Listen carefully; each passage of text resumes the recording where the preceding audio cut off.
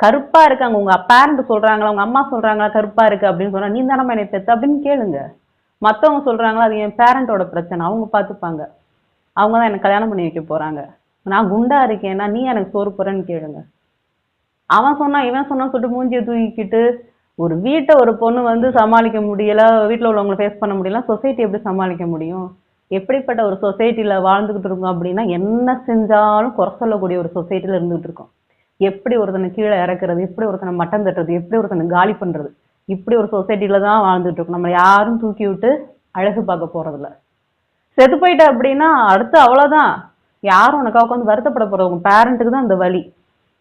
என்ன ஏதாவது பெருமையா அந்த வீட்டை காமிச்சு பாரு, இந்த வீட்டு புள்ளதான் வந்து இந்த மாதிரி இறந்து போச்சான். உன் வீட்டை கிராஸ் பண்ணவே பயப்படுவாங்க. இந்த தூக்குமாடி செத்து போச்சான், மருந்து குடிச்சு செத்து போச்சான். இந்த அசிங்க அவமானம்லாம் தேவைதானா? படிக்க முடியல, இல்ல ஏதோ அரியர் விழுந்துச்சுன்னா